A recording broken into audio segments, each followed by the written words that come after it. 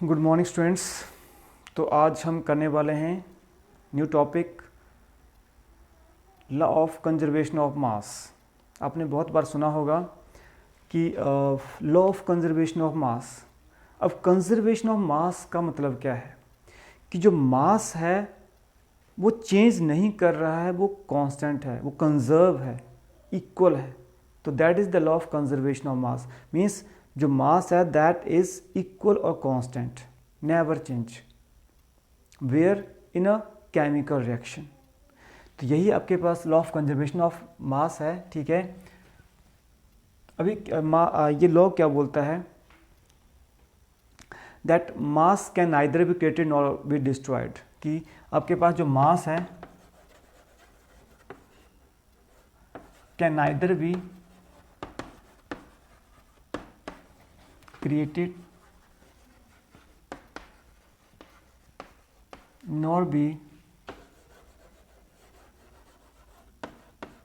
destroyed.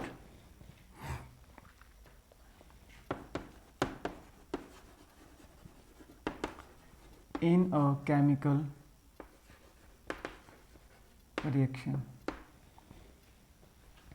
कि जब के पास मास है ना ही हम उसको क्रिएट कर सकते हैं ना ही उसको हम ख़त्म कर सकते हैं, एक जब हम केमिकल रिएक्शन की बात करते हैं। अब जैसे हम इसमें कुछ एग्जांपल लेंगे तो आपको पता चल जाएगा कि कैसे हम बात करते हैं। इसके लिए एक कंडीशंस हैं। ठीक है, कंडीशन है इम्पॉर्टेंट कि जो आपका रिएक्शन होगा वो एक क्लोज सिस्टम में होना चाहिए। अगर आपके पास ओपन सिस्टम में यहाँ पे रिएक्शन हो रहा है तो जो मास है वो वेरी कर जाएगा। इंसुलेटेड सिस्टम में आपके पास अगर रिएक्शन हो रहा है तो मास can neither be created nor be destroyed in a chemical reaction. कि मीन्स जैसे आपके पास हम बात करें रिएक्टेंट होते हैं और प्रोडक्ट होते हैं। अब जो रिएक्टेंट हैं उनका जो मास है और जो प्रोडक्ट का मास है वो क्या है, इक्वल है।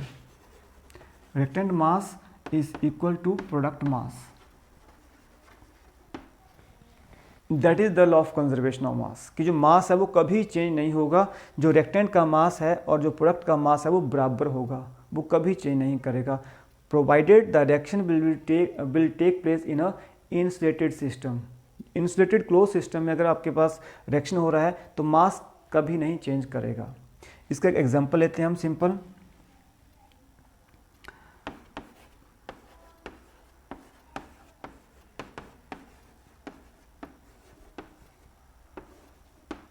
तो सोडियम सल्फेट है और बेरियम क्लोराइड आपके पास हमने लिया है।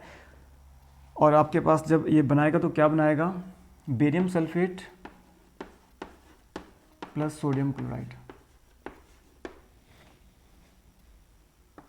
ये आपके पास प्रोडक्ट बनेगा। ये रिएक्टेंट साइड है, ये प्रोडक्ट साइड है। तो अब मैं बोल रहा हूँ कि सपोज कीजिए कि हमने जो है सोडियम क्लोराइड जो है वो 7 ग्राम लिया था और बेरियम क्लोराइड 15 ग्राम लिया था। हम एक्सपोज कर रहे हैं, मान रहे हैं कि सोडियम सल्फेट हमने 7 ग्राम लिया था और बेरियम क्लोराइड हमने जो है 15 ग्राम लिया था। तो जो टोटल आपके पास वेट है बाय मास, ठीक है, तो टोटल कितना आपके पास है 7 प्लस 15 22 ग्राम। कि जो रिएक्टेंट साइड है उसका जो वेट है that is 22 gram. It means जो रिएक्टेंट का वेट अगर 22 ग्राम है तो जो प्रोडक्ट है उसका वेट भी 22 ग्राम ही होगा। अब ये कुछ भी हो सकता है, ठीक है। मीन्स आपकी जो बेरियम सल्फेट है इसका जो है आपके पास हम बोल दें कि 10 ग्राम है और इसका 12 ग्राम है, ठीक है। ये कुछ भी हो सकता है। आपके पास ये 11 ग्राम है, ये 11 ग्राम है, या हम बोल दें आपके पास ये 5 ग्राम है, ठीक है, और आपके पास 17 ग्राम है, ठीक है।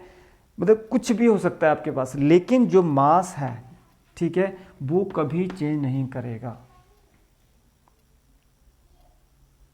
आई होप आपको ये क्लियर हो चुका होगा कि लॉ ऑफ कंजर्वेशन ऑफ मास क्या है। कि जो मास है वो कभी चेंज नहीं करेगा, ठीक है। चाहे आपके पास जो रिएक्टेंट हैं, जितने रिएक्टेंट लिए हैं उतने ही आपको प्रोडक्ट मिलेंगे। अगर 1 किलो रिएक्टेंट है तो 1 किलो ही प्रोडक्ट मिलेंगे।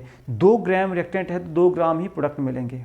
जैसे हम सिंपल बात करते हैं, आप घर में खाना बनाते हैं, जैसे हम बोलते हैं कि कुकर है, ठीक है, कुकर में हमने चावल डाल दिए हैं, 1 कटोरी चावल डाल दिया, या हमने 100 ग्राम हमने चावल डाले हैं, ठीक है। तो जो हमने बनने से पहले अगर 100 ग्राम लिए हुए हैं तो बनने के बाद भी 100 ग्राम ही बनने चाहिए, ठीक है। बनेंगे मतलब हम ऐसा बोल रहे हैं। तो आप बोलते हैं कि नहीं सर उसमें तो ज़्यादा बन जाते हैं, 100 ग्राम से ज़्यादा होते हैं।